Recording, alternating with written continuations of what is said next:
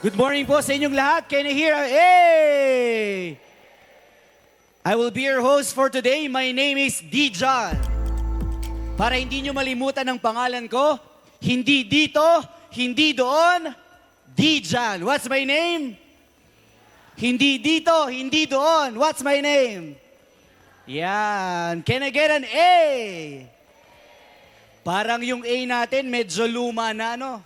Dahil lahat naman tayo dito ay social, hindi lang basta social communicators, kundi Catholic social communicators, parang mas maganda baguhin natin, ano?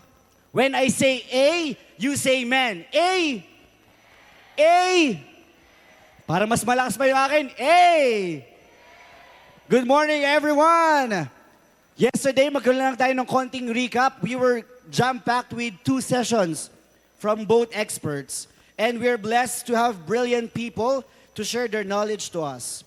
A powerhouse panel and an invigorating workshop. Ang ganda ng sessions. Do you agree? A! A! Parang hindi ata kayo nag-breakfast Alam nyo, may lumipad sa akin chismis kanina, lumabas daw kayong lahat. Sino dito ang naglumi? Sino dito ang naglomi kagabi?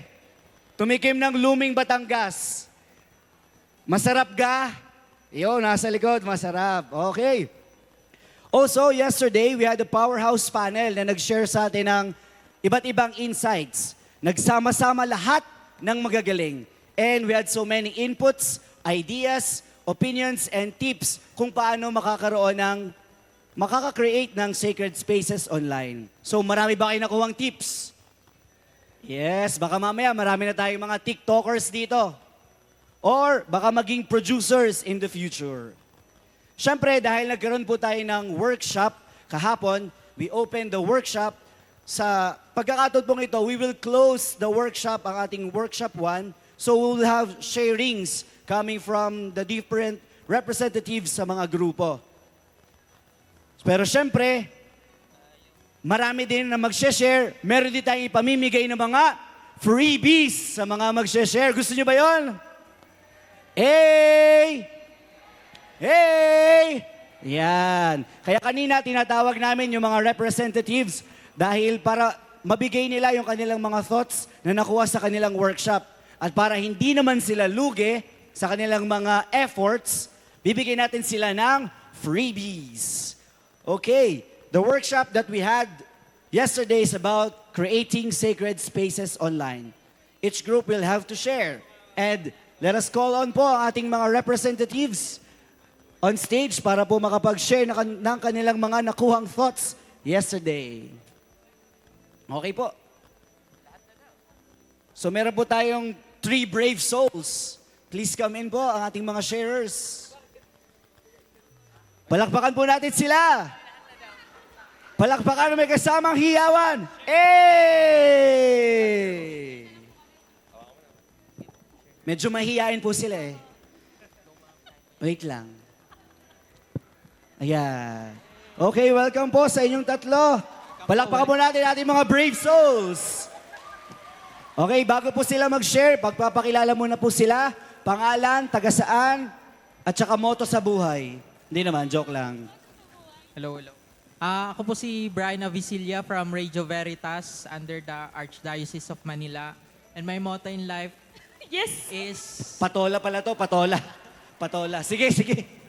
Ang batang pagod, yun lang. Ang batang pagod ako. Tama. Okay, isa mo ng A para sa kanya. Amen! When I say A, you say amen. A! A! Okay, sunod. Okay po, I'm Mary Joy Joseph po from Diocese of San Jose, Nueva Ecija! Yes! Palakpak muna mga taga Nueva Ecija! Okay po. What's your motto in life? Naniniwala po ako na be the change you want to see in the world. Yun naman. Mahatma Gandhi. O, isang A muna para sa kanya. Amen! Good morning po sa lahat. Ako po si Brother Myro Pineda po from the Diocese of San Pablo, Laguna. Ayan. Mag-ingay mga taga San Pablo! Ayan. Okay, next po. Good morning po sa lahat. Heidi Soprada po from the Archdiocese of Palo. And my motto in life, kung pagod ako ngayon, ba't hindi pa kahapon? Magingay mga taga-Palo! Woo! Ang dami nila! Okay, now, this is your time to share kung ano man po yung mga nakuha nyo. Start with you, Kuya James. Yeah. Bali po sa group namin, ang nakuha namin is parang what what are the things you want in your sacred space, in your sacred digital space. So, very simple and concise lang naman yung gusto namin. We want it to be inclusive, consistent, credible, and at the same time, parang authentic na people are not scared to be themselves. At the same time, they respect each other boundaries within that given space. Yun lang po. Okay, thank you much. Thank you much. Thank you very much, Brian. Next po. Sa amin naman po yung question number 4, what would that sacred space do? Sinamarize na po namin, it bridges and connects people with the intent to deepen one faith with Christ in the center of it all. So naniniwala po kami na dapat yung sacred space po ay it will inspire, it will influence, and it will bring people to mission na nagpo-promote ng synodality. Yun lang po. Yun, thank you. Brother, Supportive. napaka-supportive naman. Parang Miss Q&A, ah. Pwede. Sige, sa amin naman po, how would you describe your digital sacred space? Ang sagot po halos ay hindi parang what does it do pero yung the feeling towards a digital sacred space. And ang mga sagot po ay digital sacred space is free, respectful, no hate, inclusive and welcoming. So kung ano yung nararamdaman ng tao towards that sacred space, not really what it does kung ano yung nakukuha mo doon or nakukuha ng tao, pero yung nararamdaman towards that space. Yun, maraming salamat. Shoutout muna dyan, mga taga San Pablo! Hey! Kayo na po man, miss. Mahal ko kayo. Ang question po namin is how would that space make the real world a better place? So for Group 5 po, essentially, we would like that space to be affirmative, to enlighten and inspire communities. And for us to not consider it as another world, but instead an extension of the real world. And it should be a place of humility, authenticity, and truthfulness, where everyone is encouraged to inspire people, and yung online presence should be something that is inspiring kasi tayo po ay nagiging role model sa mundo, sa digital world specifically. And we should not be devoid of our God-centered beliefs and yung faith natin, given this space. Yun, partida, di pa daw prepared yan. So maraming salamat po sa inyong lahat. Napakaganda nga po na nangyari, no? We were given inputs yesterday, and syempre, we are asked to have outcome din pagkatapos ng mga ito. Kaya maraming salamat po sa inyo. So magkakaroon muna po tayo ng photo op. Yan. Okay, smile your biggest smile. Yeah, isang amen na dyan. Amen. Okay, thank you very much po. Okay na po. Sige po, thank you very much po sa inyong lahat. So maraming salamat po sa ating mga naging sharers. And syempre, tuloy-tuloy po rin po ang ating mga programa sa araw na ito. Yesterday, we learned the ins and outs of AI. How it will be of help in our mission to become authentic influencers. In our next session, we will immerse ourselves to a broader calling, which is reaching to the unchurched. To give the session from clicks to convert, he is an instructor at the Fired Up University School for Catholic Content Creators, where he teaches web development, podcasting, and email marketing. He is currently developing Unboxing Catholicism University, which will serve as the Netflix of Catholic formation made by Filipinos for the Filipinos. We all know him. He has been generous to us these past days. Let's give him a warm of applause to Burns Kaasi. Isang A muna dyan para sa kanya. Amen! Hello, alam ko sawang-sawa na kayo sa mukha ko. So nagpalit naman po ako ng damit, pero nakalagay pa rin yung brand namin. Magandang umaga po sa inyong lahat. The past days, I've been sharing about Halo. But I haven't shared with you yet my story of how I ended up becoming a Catholic content creator. And that's my objective this morning. Gusto niyo ba makarinig ng kwentong may kwenta?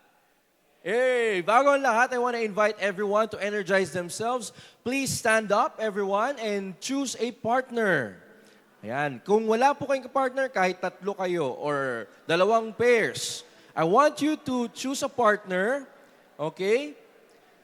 And let's give our partner, okay, hawakan niyo yung kamay pala ng inyong mga kapartners. Please hold the hands of your partners. Huwag po kayo titingin sa akin. Partner ang tignan ninyo. Okay? I want you to do that. Hawakan niyo yung kamay at titigan ang mata ng inyong mga kapartner. Pagmasdan ng mapupungay na mata. Okay? I want you guys to tell your partner two good things about themselves. Not about you, ha? Bulahin niyo yung partner niyo. Dali, bulahin niyo. Okay, ayan. Bigyan natin 30 seconds. Bulahin niyo yung partner niyo, okay?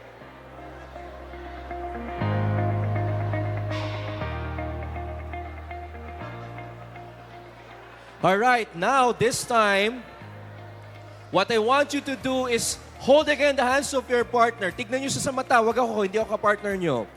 At ulitin niyo ang sasabihin ko as if sincere na sincere kayo na sasabihin niyo ito sa ka-partner niyo. Game na? Alright, sabihin niyo tignan niyo ka-partner niyo, guys. Father, sister, tignan niyo po. Hawakan ng kamay, huwag didiinan, normal na hawak lang. Okay, malakit ba yung kamay? Sabihin niyo sa ka-partner, alam mo ba? Lakasan pa natin, alam mo ba? Ang swerte-swerte mo. Tanungin ang partner, bakit? Sasabihin nyo, kasi sa dinami-rami ng magaganda at gwapo rito, abay, ako ang nakatabi mo. Kaya mula ngayon, di ba tayo tapos? Huwag mo na pumalakpak. Kaya mula ngayon, ikaw na ang aking bagong best friend. Okay, embrace your partners. Embrace your partners. Buhay na po ba kayo? Okay, palakpakan ninyo yung mga sarili. Upo muna po tayo. Ladies and gentlemen, I've been doing that Energizer for the past 10 years in Luzon and Visayas. Magtataka kayo bakit walang Mindanao. Sino po taga Mindanao dito? Hindi pa po ako nakakarating sa Mindanao. So, kung meron po kayong event, I would love to do the same thing there. Alam nyo, I've been doing these talks ever since I was a student council officer back in high school. And I realized one thing. Ask me what? Yung mga audience sa talk ay uto-uto. De joke lang po, ano? Palakpakan ninyo inyong mga sarili. You've been very, very cooperative. I hope nagising po kayo. At ready na po tayo sa ating topic for today. The title of my talk is, can we flash it on screen? Communicators for Christ. Tama po ba na lahat tayo ay mga communicators for Christ? Amen? Alright. And the topic that was given to me was to unbox the concept of clicks to conversion. No? So some of you may know that I am a Catholic content creator. Some of you may not. So when you hear the term clicks to conversion, what comes to your mind? Katulad ng ginawa natin kahapon, I want this talk to be very interactive. Okay po ba yon? Okay, so labas nyo po ulit ang inyong mga phones. Yan, uulitin natin yung kahapon. So may itatry tayo. Okay lang po ba mag-experiment tayo? Kasi di ba, Catholic content creators are innovators. Amen? Alright, so iscan natin ulit. Katulad ng ginawa po natin kahapon, there's a QR code here. All throughout the talk, meron pong 5 quiz question. Yung pinakamataas sa dulo bibigyan ulit natin ng hollow subscription. Hindi pa po natatapos ang ating mga papremyo. And I want you to write, okay, scan po ninyo yung QR code. I want you to write, pag nakapasok na po kayo, please write your names and type there what comes to mind when you hear the words clicks to conversion. Basically, what is it that you are interested in taking out in the next 60 minutes that we will be together? Baka nga mas mabilis pa, no? So, type po tayo.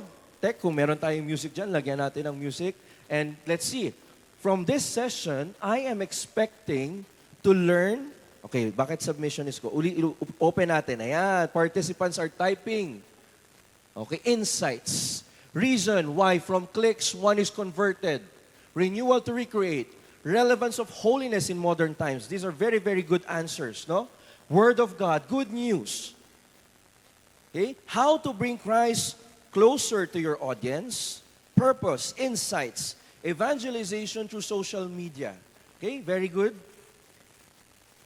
More effective ways to become better in communication. Things to help with my ministry. Digital mission.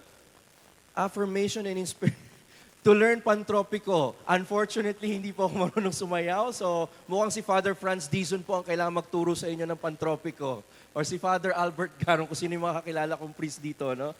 So, thank you so much for giving your inputs. And I will try my best to give insights on all of these things that you have typed down. So, let's go to the next slides, dear brothers and sisters. Konting kwento lang. No? Nabanggit ko po kahapon that I was an anti-Catholic Protestant. Katulad po ng maraming Pilipino, ako po ay pinanganak na Katoliko. Dumaan po sa lahat ng ating tradisyon. Padasal sa buhay, padasal sa patay, padasal sa malapit mamatay, padasal sa lahat ng bagay. No? Blessing ng sasakyan, blessing ng bahay, blessing ng aso, lahat po ng klase ng blessing. Kami po ay parte ng tinatawag noon na outstanding Catholics. Alam niyo po ba outstanding Catholics? No? Pupunta ho kami ng nanay ko sa simbahan pagka nasa gitna na ng homily, at kami po ay tatayo sa labas ng simbahan, standing outside the church. Ganun lang po yung aming Catholic faith noon. Kami rin po ay poor information. Alam niyo po, before, nung bata ako, tinanong ko ang nanay ko, Ma, ano ang kahulugan ng kordero ng Diyos? Ano ang sagot ng nanay ko? Anak. Siguradong sigurado si Mami, no? Yan ang notebook kung saan sinusulat ng Diyos ang pangalan ng mga pupunta sa langit. Siyempre, bata, naniwala, no? Yung pala, na-confuse ang aking nanay sa kwaderno at kordero. No? So I'm illustrating these things to you to point out that I was once a Filipino who can be considered a cafeteria Catholic. Meaning, I went through the motion of tradition without the benefit of formation. May nakaka-relate po ba? May kilala po ba tayong tao? Or ganyan din po ba tayo dati? Amen po ba? No? At one point, dati lahat tayo dumaan sa ganyan. Kumbaga, fine, pupunta ako ng misa kasi nakasanayan. Fine, magdadasal ako ng rosaryo kasi tradisyon. Yan po ang buhay ko dati. But, of course, God has a plan for us. Ano yung plan ng Diyos sa atin? Palalimin tayo. Ito na nga, no? Pakita natin yung slide. Nung lumalim po ako sa pananampalataya, it's because of my Protestant friends. And one day, I told my mom, Ma, sabi po sa Exodus chapter 20 verse 4, bawal daw po ang mga ribulto at Diyos-Diyusan. Sunugin natin si Mama Mary at mga santo. Sabi ng nanay ko, hindi ka ba nahihibang o kinikilabutan sa sinasabi mo? Matanda pa sa atin ang mga ribultong iyan. But I was so passionate about my newfound faith in born-again Christianity that I was blinded by that same passion. I was well-intentioned, but I was not well-formed. No, magkaiba po yun. Sabihin nga natin, well-formed. Tayo po ba ay nag-i-strive to become well-formed? Amen? Because it's a journey. No? Noong time na yon, that I was at that journey na hindi ko po alam kung ano ang pinaniniwalaan ng simbahang Katolika. Kaya ang bilis-bilis kong na-convert sa evangelical Christianity.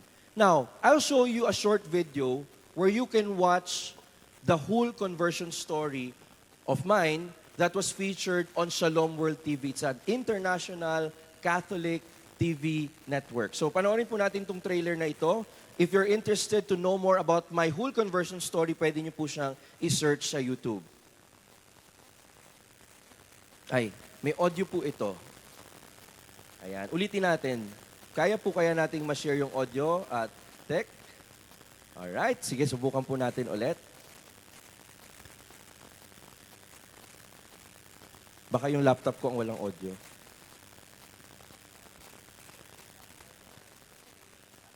Okay, siguro nagpi-play po kaya ang audio? Ayan, ulitin natin.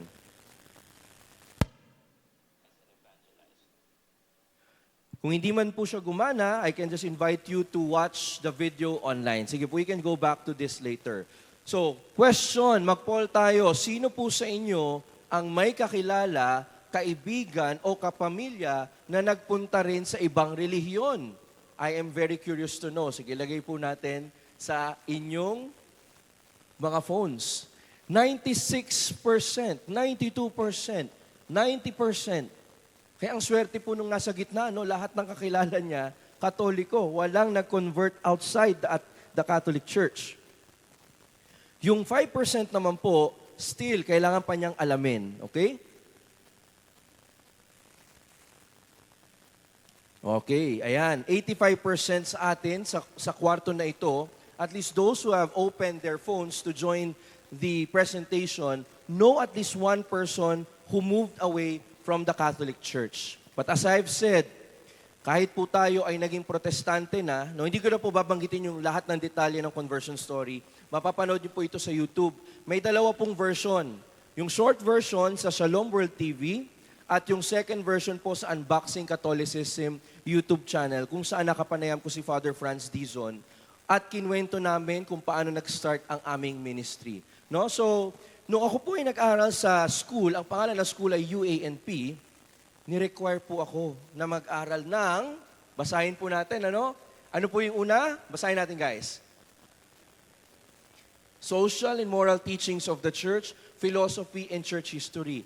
And I also had one-on-one mentoring. Sino po sa inyo ang mayroong mentor? Pakitaas po ang kamay. Very good. Napakahalaga po sa atin bilang mga Catholic social communicators na tayo po ay may mentor. So, question, Paul, ano po ang ibig sabihin ng UANP? Yan yung aking school, no? A, United Athletics Association. Alam nyo, pag sinasabi ko sa UANP ako gumraduate, sabi sa akin, kaya pala matangkad ka. Ang galing mo siguro basketball. Okay? United Architects of the Philippines ba ito? United Archdiocese of the Philippines. Andito ba si Romar na obispo ng Archdiocese of the Philippines? Ayan, nandyan. Okay? O yan, tama po, no? University of Asia and the Pacific. So, the ironic thing about my story, high school, are you still with me? Can I hear an amen? All right, very good. When I was in high school, I became a Protestant. I became part of the G12 Church. I don't know kung familiar po kayo sa G12 Church. It started in South America, no, sa Venezuela. Ang vision ng pastor nila ay i-restore daw po ang simbahan sa original setup na si Jesus Christ ang head at may 12 apostles. So si Pastor Cesar Castellanos, yung pastor na nag-found ng church, meron siyang tinatawag na primary 12 for the whole world. Each region of the world may primary 12. Each country has its own primary 12. Ito po yung mga leaders ng mga elders. I was one of the primary 12 in our local church. I became one of those. And I entered UANP because a Protestant mentor recommended it to me. Hindi ko po alam ang UANP before. And when I entered UANP, laking gulat ko na it was a secular university but very Catholic in its values and its formation. So ito ang nangyari. I became a Catholic in this university. And when I became a Catholic, I started asking, dapat ba akong mag-evangelize?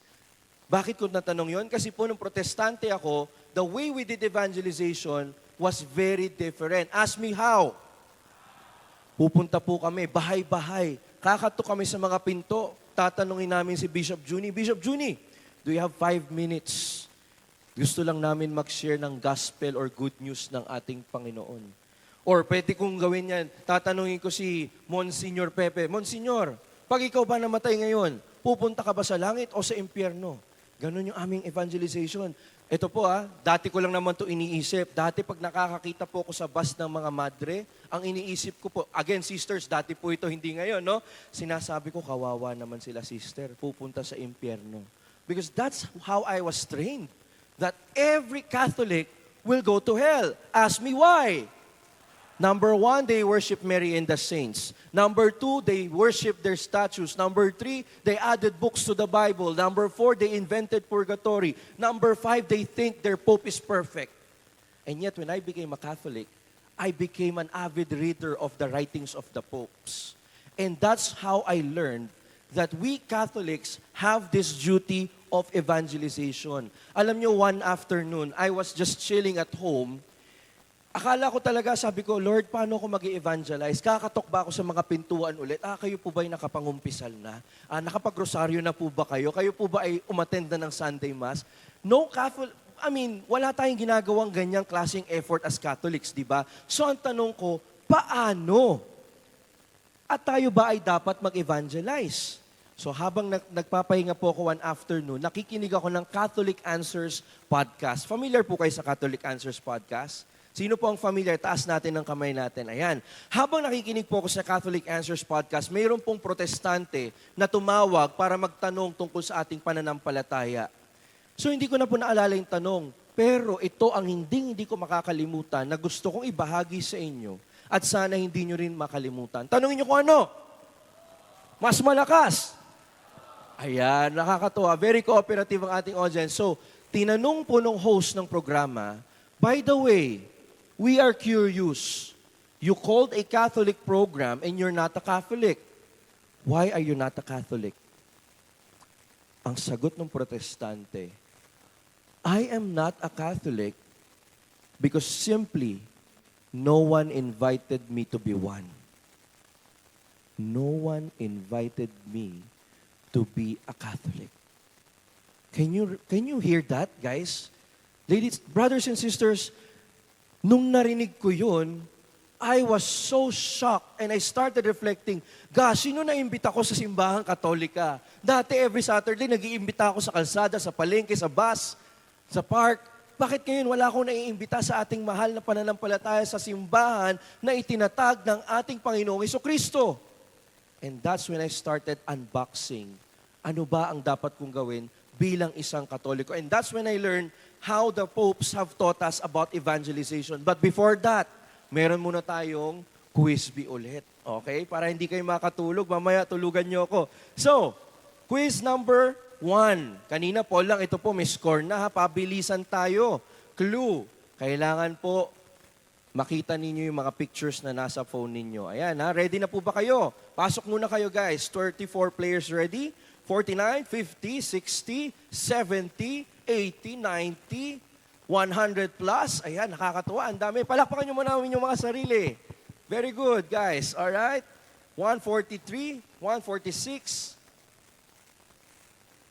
Okay, simulan natin ang quiz at may mga humahabol pa. 166, 167, 169. Aba, mukhang aabot ng 200. Sige, habol kayo, guys. Habol! Ayan, busy na sila mag-type.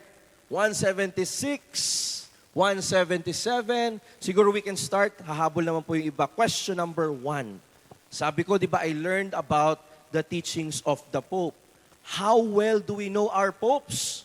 Brothers and sisters, match the image with their baptismal names. Ayan, meron na naman tayong bagong matututunan. Pahirap ng pahirap ang ating quiz, ano? Okay? Tingnan natin kung sino ang makakasagot. Pwede po natin i-connect yung sounds. Ayan. 5, 4, 3, 2, 1. Time's up. Ayan po ang mga tamang sagot. Si Pope Paul VI, Giovanni Montini, si Pope St. John Paul II, Carol Joseph Wojtyła, si Pope John the 23rd, Angelo Roncalli, and our beloved Pope Francis Jorge Mario Bergoglio. Marami pong nakakuha ng tamang sagot. Palakpakan po natin ng bawat isa. Congratulations po. First question pa lang, ha? So ituloy natin yung kwento, no? So ayan po ang ating leaderboard. Yancy, si Arwin. Online si Arwin. Si Arwin ba ito na nanalo kahapon? Okay, ang galing talaga ni Arwin, ano? Okay. Sabi ni Pope Paul VI sa Evangelii Nuntiandi, you can screenshot this on your phone. By the way, do you notice that my presentation is also on your phone? Na-notice niyo po yon? Okay? Sabi niya, evangelization is the vocation of the church and her deepest identity. Ang sabi naman po sa atin ni Pope Francis, every Christian should be actively engaged in evangelization. And Pope St. John Paul II said, it is our supreme duty to proclaim Christ to all people. So imagine, as a Protestant who converted to Catholicism, and I heard that this is the teaching of our faith, I needed to learn how to evangelize. So I had to start somewhere. At nag-start po ako sa blogging, pagsusulat ng articles. Sino po sa inyo ang mahilig magsulat katulad ko? Ayan, marami tayong writers dito sa ating bulwagan, ano? So, way back 2018, nagsulat po ako ng article. I don't know kung may nakabasa po niyan or may nakakaalala. Why I asked Mom to burn the statues of the saints and the 3 things I realized. Nagsulat lang po ako ng blog, not knowing that people will read it. For me, I just wanted to document my experience. You know, the blog statistics said it was read almost 100,000 times. On the first week it was published during the time. And I started receiving a lot of emails and a lot of messages on our Facebook page. One email said, I am a Roman Catholic in doubt and searching for something. I just read your article and I guess I found it by accident. Thank you. And then another person said, I like your explanations about our images. Thanks for enlightenment. And you know what, dear brothers and sisters? What I never expected is may maiiyak sa sinulat ko. Never ko pong ini-expect yun. Ang sabi niya, your blog moved me to tears. You're indeed chosen by God. Sana nga po, no, ipagdasal niyo po na lahat tayo ay maging propeta ng Panginoon. It was not you who chose him. Praise the Lord, hallelujah, etc., etc. So I started receiving this and I realized something very important. Ask me what? There is potential in online evangelization. And true enough, months after or a year after that, in 2019, I was invited to appear in a vlog created by a YouTube channel called Recreate. They asked me to have a dialogue with an atheist. Dialogue po hindi debate. No, so when I met this atheist, grabe yung kaba ko, guys, no? Hindi ko alam kung anong sasabihin. Akala ko it's going to be a very, very difficult conversation. So I told myself, I will just be interested in the story of the other person. I will not pose as an expert because I'm not an expert, but I will be a friend. Can we all say that? I will be a friend. And that's the mindset. So when we started shooting, actually pwede nyo pang mapanood yan. After the 2 hours, 2.5 hours po yung aming conversation. Pero yung mapapanood nyo po sa YouTube ay 22 minutes na lang. Marami na hong natanggal doon. I just shared my story. I just shared what I realized. That's how I became a Catholic. You know what happened after the shoot? Ask me what?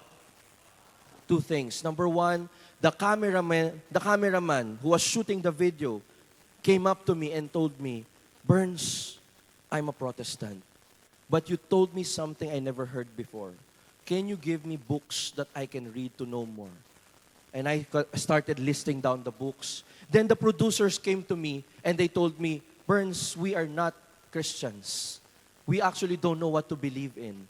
But now that you mentioned that there is historical proof for Christ's existence, death, and resurrection, we're gonna give it another shot.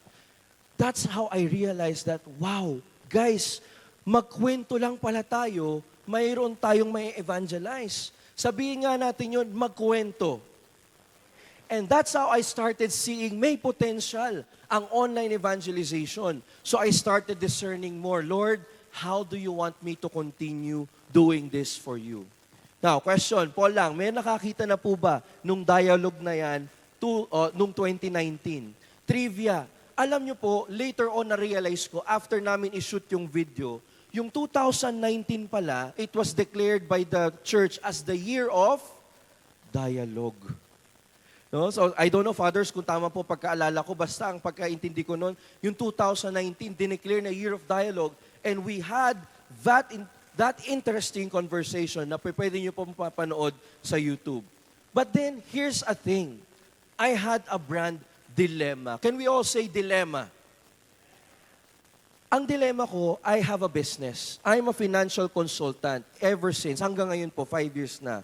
Nag-iisip na ako mag-start ng YouTube channel on insurance, investing, finance, personal development, stock market, all of these things. Pero there was a strong urge in my heart. It's as if the Lord is telling me, wag mo muna unahin yan, ako bahala sa negosyo mo. It's like the Lord telling me, take care of my business, I'll take care of your business. Eh Lord, baka mawalan ako ng kliyente. Pag wala akong content, hindi ka mawawalan ng kliyente. Unahin mo yung pearl of great price na na-discover mo. And here's the thing. During this time that I was having a dilemma, I met a mentor. Can we all say that? Mentor. I consulted my mentor. His name is Kirby Liaban from the Couples of Christ community. Meron po ba mga CFC, YFC, and SFC dito? Ayan, kaway-kaway po sa inyong lahat. So si Kuya Kirby, naging close friend ko, naging mentor ko eventually, naging ninong na ako ng kanyang mga anak, naging parte na ako ng pamilya. One thing that he told me is this: focus on what the Lord is impressing in your heart. And the Lord was impressing in my heart, I had to start something for apologetics. So, ang ginawa ko po mga kaibigan, bago ang lahat, meron pa palang quiz. Mentor. Mahalaga po ang mentor. Pero from which Greek myth does the word mentor originate? Ayan, trivia na naman po yan sa inyong lahat. Sagutan natin para hindi tayo makatulog. Okay, saan ba nang galing ang salitang mentor? Sa anong Greek myth? Basically guys, ang mentor napakasimple lang. Ang kaibigan mo na tumutulong sa iyo na mas mapalawak at mas papalalim ang iyong pag-unawa sa mga bagay-bagay. So si Kirby, naging mentor ko siya on content creation. Ayan, nanggaling po ang salitang mentor sa Greek myth na The Odyssey. No? So may isang character doon, si Telemachus, na kinailangan ng isang mentor. But don't you agree that all of us need mentors? Amen? Alright, congratulations po sa mga nasa leaderboard. Mamaya, 5 questions lang, malalaman natin sino ang mananalo. So, apart from having a mentor, I started reading books, attending seminars, watching videos, listening to podcasts with one big question. Ask me what? What do I do now as a Catholic content creator to be? Hindi pa po ako nag-i-start. Pinag-aaralan ko pa lang kung anong sasabihin ko, anong gagawin ko. And then I realized something. If we are Catholic social communicators, we have to develop 3 things. Pwede nyo po i-screenshot yung phones ninyo where you're seeing this. ACE. We've been hearing this again and again since day 1. Authenticity. Be human. Be real. Be sincere. Sabi ko kay Kirby, bro, hindi ako expert sa Catholic teachings. I have weekly formation in my community. By the way, I belong to a community called Opus Dei. Some of you may be familiar with that. And we receive really good doctrinal formation, but I don't have that confidence to be able to talk in public, let alone on a podcast about my faith. Kasi at that time, mga topics ko, leadership, finance, stock market, etc. Sabi ni Kirby sa akin, be authentic. Start where you started. Share your story. Hindi po ba minsan tayong mga Catholic content creators, we experience imposter syndrome? Sino po naka-realize na niyan? Yung tipong nagsasalita ka pero hindi mo feel na credible ka sa sinasabi mo. Because we might be pretending to be experts. Sabi ng mentor ko, don't be pretending as an expert. Share your journey. Guide the people where you are. Authenticity. Creativity. New ways of transmitting the gospel. Where did I start? Saan po ako nag-start mag-evangelize? Sa vlogging. Sabi ni Kirby, bro, I did vlogging for many years. Go for podcasting. I said, bro, hindi ako marunong mag-podcast. I never did it. I don't know how to do it, right? Sabi niya, just be excited about it. No? During that time, he has this a program called the Fired Up or Passion Builders Night. I would attend these sessions. I would always meet him regularly to get his excitement. And eventually, I caught it. And because of the guidance of my mentor, dear brothers and sisters, sinimulan po natin ang Unboxing Catholicism podcast. Ang motto natin ay napakasimple. Defend the faith clearly without being preachy. Can we all say that together? Defend the faith clearly without being preachy. Bakit ito ang naisip ko na tema? I was looking at Catholic content creators during that time, and naiisip ko, how nice will it be if not only we can know what to say to other Christian denominations, but also to share with people how to say it right. Na hindi tayo nagmumukhang preachy, holier than thou, at nang mamaliit sa ibang pananampalataya. So noong 2020 po, March 24, after prayer and discernment, I started Unboxing Catholicism podcast. At sabi ni Kirby, bro, audio is not enough. Upgrade it to video. Sabi ko, grabe bro, hindi ko na nga alam kung anong gagawin ko rito sa audio. Magvi-video pa ako. Sabi niya, just try one. Just try one. Sino sa inyo ang gustong mag-start ng content na hanggang ngayon hindi makapagsimula dahil nagdududa kung kaya nyo ba? Raise your hand. This is your sign. The Lord is telling you, I have given you a mission. I have given you a power to create. I have given you the inspiration, the story to share. And so sabi ni Kirby, mag-video ka. Sabi ko, wala akong camera. Yung webcam mo, kahit yung pinaka-low quality, just be authentic. So sinubukan ko, guys. Nag-set up lang ako ng camera sa harapan ko. Laptop lang na simple. Wala pong kahit anong production. Walang script. Walang PowerPoint. Yung logo ko, gawa lang sa PowerPoint. Sabi ko lang sa screen, guys, we will be live for 15 minutes. Kung meron po kayong mga tanong tungkol sa pananampalataya, susubukin kong sagot. I will try to answer from the Catechism and the Bible. But here's the thing, guys. I am not an expert. I may make mistakes, and if ever I do that, I will get back to you dahil gagawin ko to once a week. So I committed myself publicly. I'll create content. Actually, that time, twice a week. Twice a week, I'll answer your questions. If I don't know the answer, I'll get back to you next week. 15 minutes, subukan natin. You know, guys, that test broadcast became 50 minutes. A lot of people started tuning in, mga hindi ko kakilala, at dami nilang tanong tungkol sa ating pananampalataya. That's why after that first episode of Unboxing Catholicism, I realized another thing. Ask me what? Digital evangelization is an apostolate that is like a sea without shores. That didn't come from me. That is a quote from Saint Jose Maria Escriva. Sabi niya, apostolate or evangelization is a sea without shores. Na-realize ko na online evangelization is like that. A sea without shores. The possibilities are endless. Alam niyo po yung mga nanonood ng programa namin sa Unboxing, 4 years ago, taga Kuwait, taga Canada, taga Saudi Arabia, taga Hawaii, taga Italy, hindi po namin sila kakilala. Kaya, grabe Lord, sabi ng mga kaibigan ko, this is something that we can continue. Ito po ang nangyari. I hit a roadblock. Ask me what's that roadblock. Ask me what? Demotivation. Sino po nakaka-relate? Nagsimula ka na ng content. No? Na-surpass mo na yung level na mag-i-start ba ako? Nag-start ka na. 5 episodes na. Excited ka pa. 10 episodes na. 29 views lang. 15 views lang. Sino sa inyo naka-experience ng ganyan? Ano? Nag-start ng something, na-discourage ka. Sabi ko kay Kirby, again, my mentor, it's always important to have a mentor. Told him, bro, 10 episodes na yung unboxing, pero parang 10 lang yung nakikinig. Sabi niya sa akin, anong gusto mong gawin? Itigil mo yung apostolate mo. Itigil mo yung project mo. Remember this, Burns, sabi niya. Content creation is like flying an airplane. Kung 10 lang ang pasahero mo, pero ang capacity ng aeroplano mo ay 100. If you have 10 passengers, ibabagsak mo ba ang aeroplano? Kayo guys, ibabagsak ba natin kung kayo? Hindi, di ba? You have a mission in those 10 lives who are in your airplane. You have to bring them to the destination. What's the destination of Unboxing Catholicism? He asked me, I said, I don't know. Ano nga ba ang destination? No, matulungan sila na ma-defend ang faith. At that time, hindi pa ganun kalinaw sa akin yung end goal na gusto namin. We just want people to learn how to defend the faith clearly without being preachy. So, in other words, na-continue po yung podcast. I was discouraged already, but my mentor told me, go on, ituloy mo lang. So, dahil tinuloy ko na, sabi ko, Lord, I want to invest in some equipment. Kasi nga, ang low quality ng video, yung mic ko, ano lang po yun, nabili ko lang yata sa 7.7 or 4.4 sale ng Shopee or 5.5 sale. Very, very low production. So nag-invest po ako sa equipment. Sabi ko, Lord, I'm putting in 5,000 pesos from my savings just to buy the lights, upgrade the internet, kayo na pong bahala. That time, guys, maliit po ang sweldo ko bilang isang guro.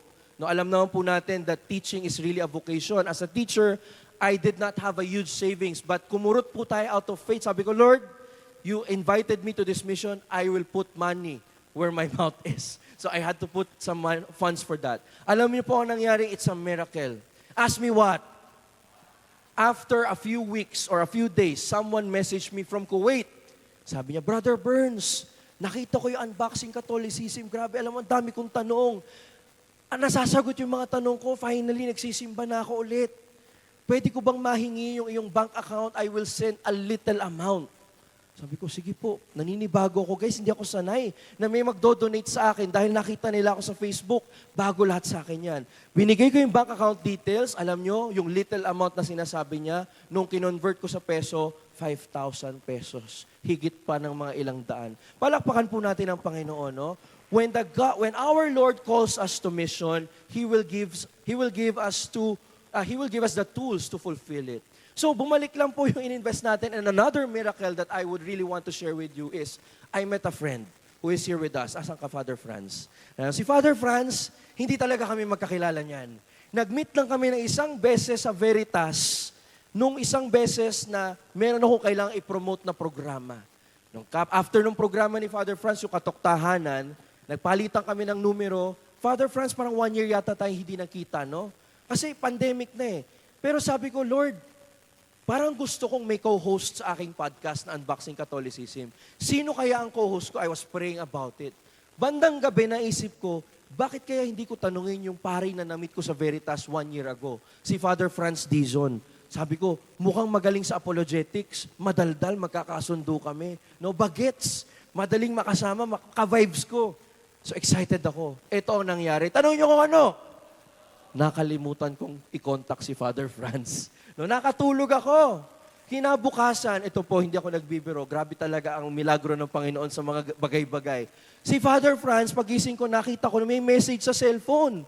Sabi niya, Burns, I'm praying on something. Can we collaborate on an online content?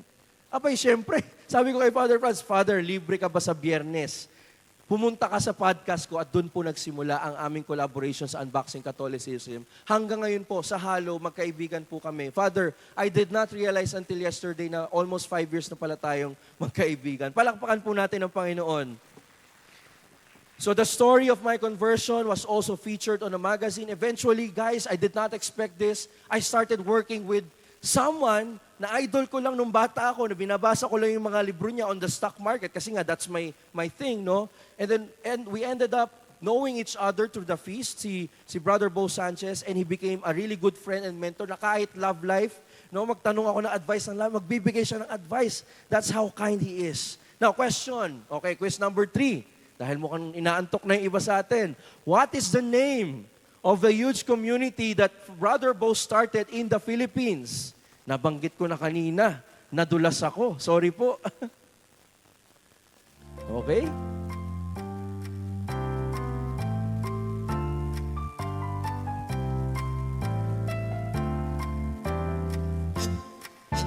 Alright. 6, 5, 4, 3, 2, 1. Okay. Time's up. Ang tamang sagot po dyan ay The Feast. Ayan. At least kilala naman natin si Brother Bo Sanchez. So ayan po ang mga nasa leaderboard. Mamaya paparangalan natin sila. And you know what else happened? One day, I got a message from our core team that the founder of Catholic Answers, remember the podcast that I was listening to when I was younger? Catholic Answers Live. The founder is Carl Keating. Sabi ni Carl Keating, I have a new book. Kinausap niya yung kaibigan kong si Jay Aruga. He's also a podcaster. Can I promote my new book on Unboxing Catholicism? Sabi ko, sino naman tayo para humindi? Kaibigan siya ni Jay. And eventually, it was like, wow, Lord, this is insane, no? We are partnering with a guy who just inspired us years ago to start this thing. And after that, ladies and gentlemen, we started receiving more testimonials, more messages about how people are learning from our online content. This one, in particular from Saudi Arabia, is very, very inspiring. Alam niyo po, protestante na siya. No? Sabi nga, ang tema ng talk natin, from clicks to, sabi niya rito, "Hello, Sir Burns. This is blank. I watch your videos on YouTube and I'm also listening to your podcast. I was born Catholic and baptized as born-again Christian last year. I must admit that I didn't know much about Catholicism before I became an anti-Catholic Protestant. Your videos and podcasts enlightened me about Catholic religion." And you know, I did not expect that we will be receiving messages like this. Alam niyo, nung bumisita siya sa Pilipinas, I connected him to a mentor kasi hindi po kami nakapag-meet. The mentor told me, "Burns, bumalik na siya sa simbahang Katolika." Palakpakan po natin ng Panginoon. There is potential in online evangelization. I'm not sharing this to brag. I'm just sharing all of this to remind all of us na may magagawa tayo kahit online to bring people back to the church. We receive more and more messages like this. No, I can go on and on. Look at this huge text. No, sabi niya, "I'm an atheist. Turn, I believe in God," etc. We also have this people, no, mga senior citizen na nag-i-email sa atin. Sabi nung nasa taas, "I am not really reading the Bible because I don't understand. So happy of unboxing Catholicism." Kasi po nagkaroon kami ng Bible study series. From Genesis to Revelation, we unboxed it, no, for 2 years. Nandun po yan sa YouTube channel natin. And they watched it. Akala namin walang manonood, but apparently a lot of people wanted it and they loved it. Tignan natin yung nasa baba. Sabi dito, "Hello, I'm a 12 years old. I'm a homeschooler and a Catholic." Grabe, pati mga bata nakikinig din ng mga podcast ngayon. And I can go on and share with you all of these things that we receive. We also receive emails like this. "I want to know, why should I be a Catholic?" Kaya po meron tayong mga nire-release na episodes based on the emails that we receive. And this is my reflection on this. I wanted all of us to reflect on this. Guys, brothers and sisters, are you still with me? I'm almost done with the presentation. Baka naantok na po kayo, pasensya na, no? I started out in apologetics. But you know, I want to share with you, friends, as I prayed and discerned more, I started realizing that the Lord was asking me or calling me into something more. And that is to walk with souls one by one as much as I could. So how did I do that? Ask me how. Mahirap po siya, pero the Lord has graces, no? Yung email list po ng Unboxing Catholicism grew from just a few hundreds to 20,000 people. So familiar po kayo sa mga email list kasi I do email marketing. So ginamit ko siya sa apologetics. These people in the email list, they will send us long, long messages. What I did before, I would spend at least 2 hours every weekend reading each email. Babasahin ko yung email hanggang sa nakakapagod na mag-type, nag-install po ako ng audio plug-in sa Gmail. Familiar ba kayo? Alam niyo ba pwedeng gawin yon?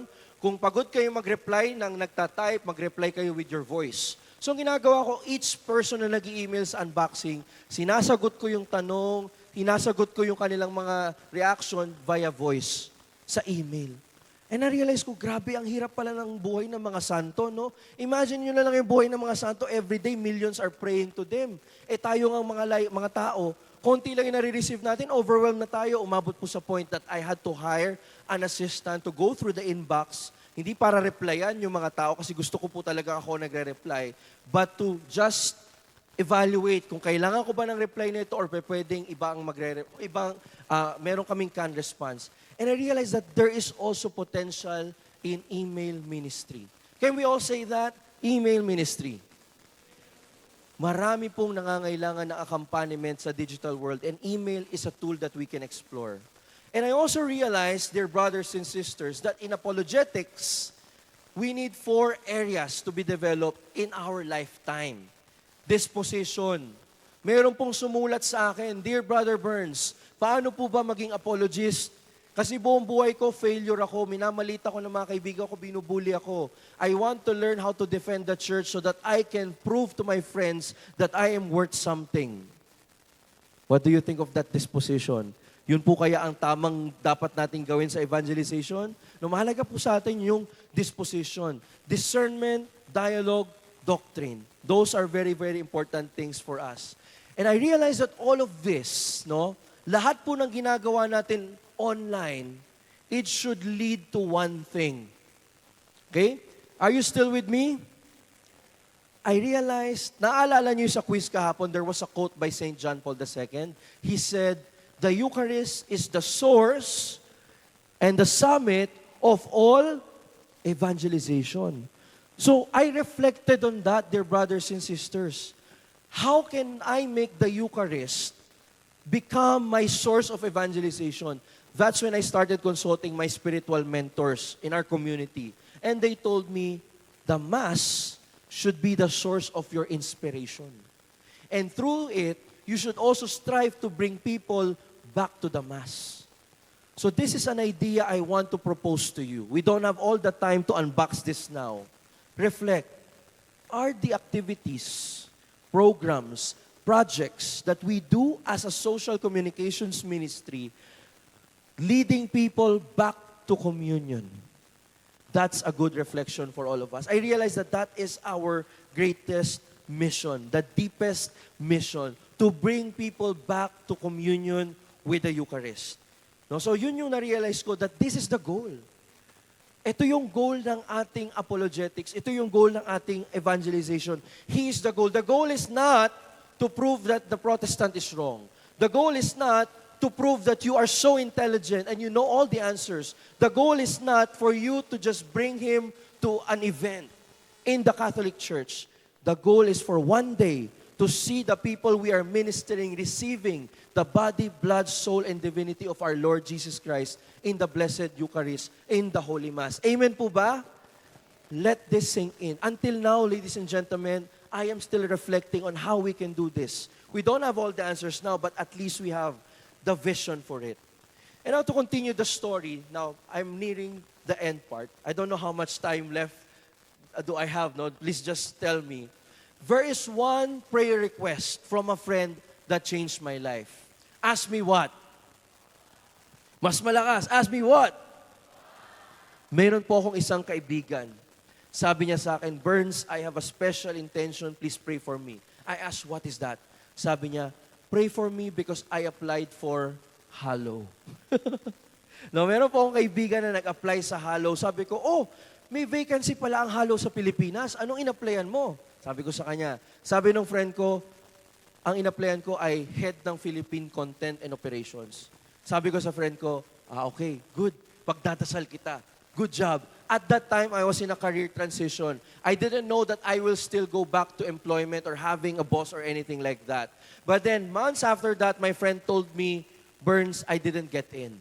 Baka kumuha sila ng someone na nagtotalk sa feast or other charismatic community. Sabi ko, okay lang. Baka there's another person who may be able to grab that opportunity. Sabi ko sa friend ko, no? Tapos, lumipas pa yung many weeks, a friend told me, si Kirby again, my mentor. Can we all say that mentor? Napakalagang may mentors tayo. Sabi ng mentor ko, oh, di pala nakapasok yung kaibigan mo. Bakit hindi mo subukan? Sinubukan ko pong mag-apply sa Halo. For a month, I did not hear anything from them. But here's the thing, no? After ko pong gawin yung novena for work ni Saint Jose Maria Escriva, on the last day of the novena, on his feast day, pumunta po kami sa cathedral, sa Manila Cathedral, doon po ginagawa yung annual feast day. Kasama namin si Father Franson and some of our friends here. After Mass, I receive a message. No? This is from Halo. No, at that time, na-interview na po ako ng mga 3 beses. Are you available tonight to receive your job offer? That's the time that I started working for Halo 2 years ago. That's another miracle that I couldn't explain. In the feast of my favorite saint, on the last day of the novena I did for him, I got this job. And you know, when I started working for Halo, I asked them, bakit hindi ko alam na meron palang vacancy ang Halo sa Pilipinas? No, you know what they told me? Burns, nag-send kami ng email sa lahat ng gumagamit ng Halo app sa Pilipinas. Bakit hindi mo na-receive? And I started checking when they sent. Alam niyo, na-realize ko, the week they sent it, I was using a VPN. Are you familiar with a VPN? No? Because I needed to download something that's only available in the US na bago po pala yung IP address ng telepono ko, ng smartphone ko. Instead na Pilipinas, nakaregister siya sa US. So nung nagpadala ang Halo ng announcement na may hiring, I did not get it. So you see how grace works, no? Hindi ko alam na mayroong hiring, hindi ko alam na mayroong vacancy. Sabi ko ganun, wow, that's amazing. And you know, here's another thing. Ask me what? Another miracle of our Lord. When I was already 3 weeks into the job, I was invited to be in a Zoom meeting, company gathering. The Vice President of Halo said something that blew me away. Sabi niya, Burns, we're gonna tell you something we never told you in your interview. Sabi ko, what is that? Siyempre, kinakabahan ka, no? Kasi may pa-suspense eh. When we started, sabi po ng Vice President ng Halo, when we decided to expand Halo in other languages, including Filipino or the Philippines, we looked at the internet to search for Catholic content creators or speakers we could partner with. Guess whom we have seen? I said, who? Brother Bo Sanchez? And then sabi ng Vice President, unfortunately, we saw you. We saw Unboxing Catholicism. And we were thinking, how nice if we can partner eventually, we can work with someone who did something like this, which is Unboxing Catholicism. And when they saw my resume in the application portal, ang nasabi na lang nila, isn't this the guy that we were praying for? Isn't he the guy from Unboxing Catholicism? Now, why am I sharing this? Guys, hear me out. Remember, 4 years ago, I doubted myself. I didn't want to start an online content. Tama, naalala nyo yun? When I started an online content, I was discouraged. I didn't want to continue.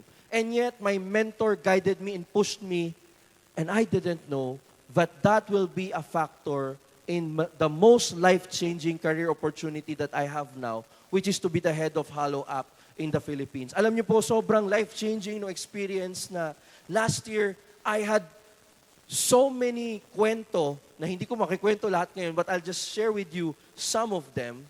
Number one is I met Jeff Cavins. I don't know kung familiar po kay Jeff Cavins. He's a convert to, he's a Catholic speaker. And I had the opportunity because of my work at Halo to go to World Youth Day.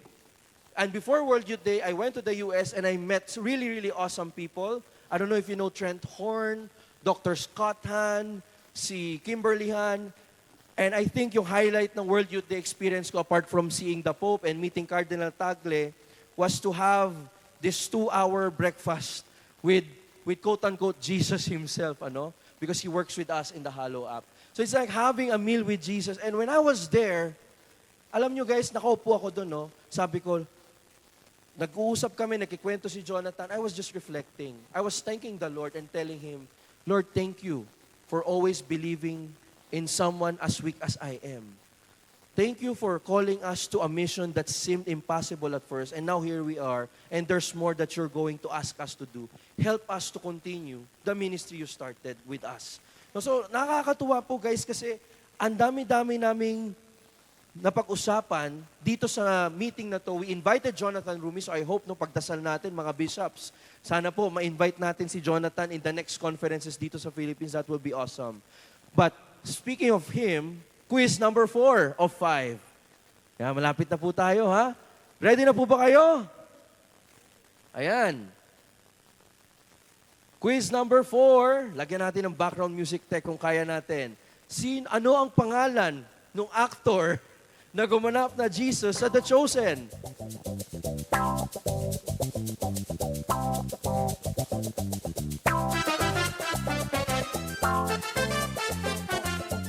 Madali na yan, guys, no? Parang giveaway question na to. Marami nang makakahabol sa leaderboard.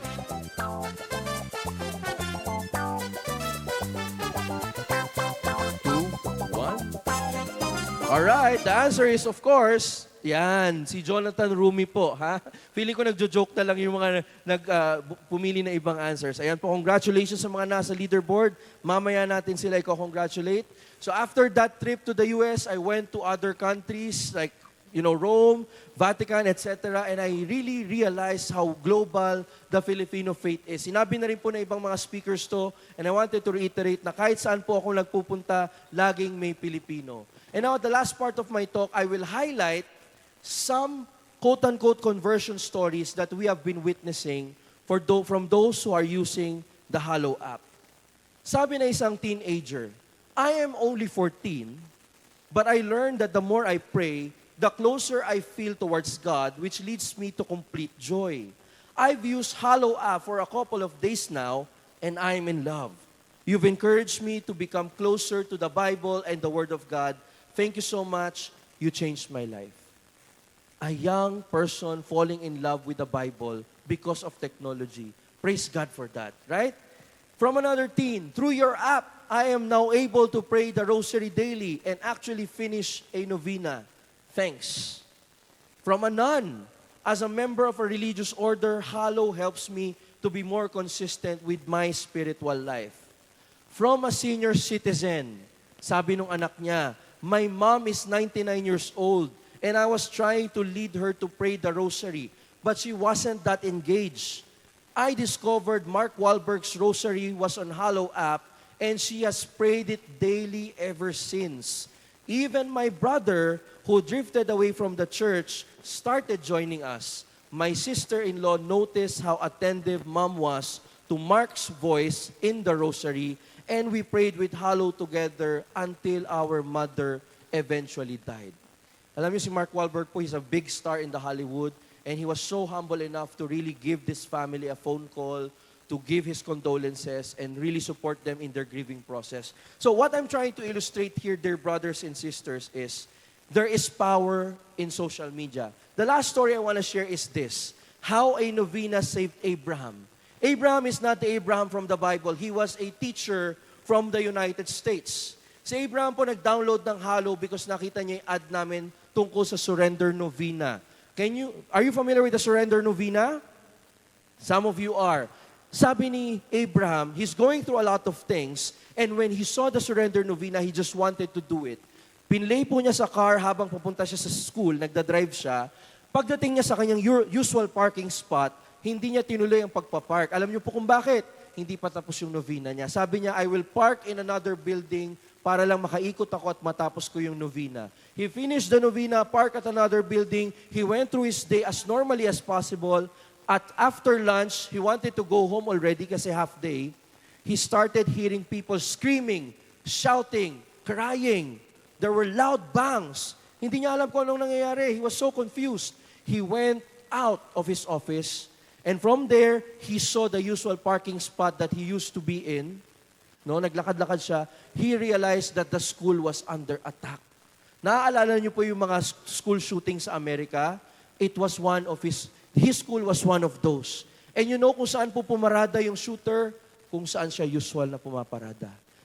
The shooter parked in his usual parking spot, started shooting people right there and then. He could have died had he not prayed the surrender novena. So that's how powerful an app is. That's how powerful digital evangelization is. Now, to wrap up my message to you, dear brothers and sisters, here's the thing. The secret in evangelization and apologetics is ACE and the Ds. Just ace your Ds. Be authentic. Be creative. Be excited. No? Yung iba sa atin, gusto natin be exciting. Be exciting means be interesting, magpakitang gilas tayo. No, we just need to be excited about what we do. That excitement will be contagious. Excited about what? Having the proper disposition, having the right doctrinal formation, having skills in dialogue, and an ongoing life of discernment. That's the message that I wanted to go for. And unfortunately, wala na po tayong oras. Last quiz question to determine sino po ang mananalo ng additional 1-year subscription. Saan po ang venue ng World Youth Day sa susunod? Music please, tech team.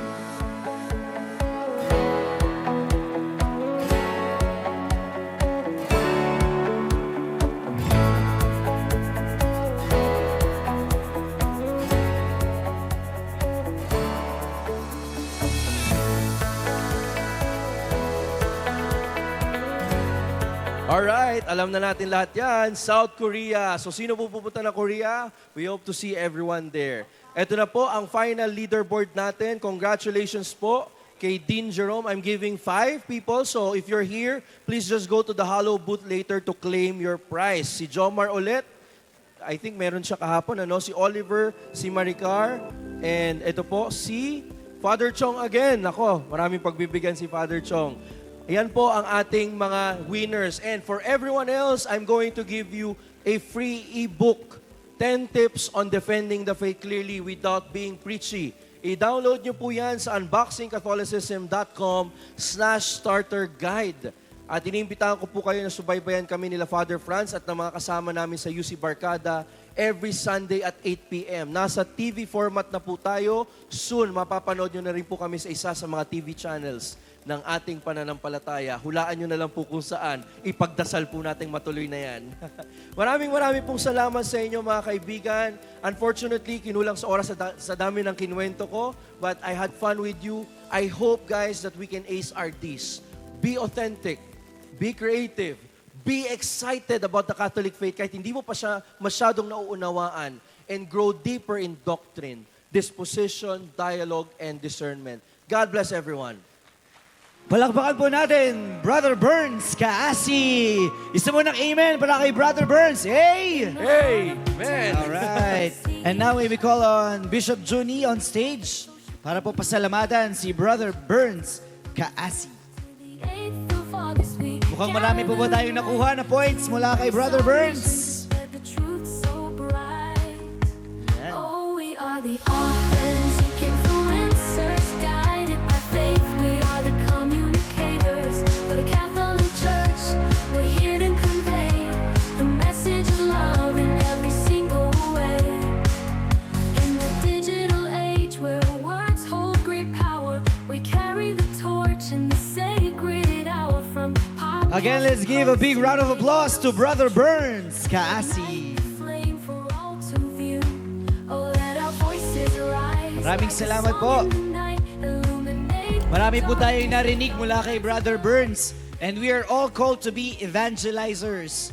Pero hindi lang dapat meron tayong intention to evangelize, dapat we are also properly educated. At syempre, to guide us, maganda na magkaroon din tayo ng makuhang mentor na magtutulong sa atin sa ating pag-evangelize. Maraming salamat po ulit kay Brother Burns Kaasi. And at this moment po, magkakaroon po tayo ng recess, and may we call on Reverend Father Paul Hermano to bless the food. Father Paul? May we all rise for the prayer?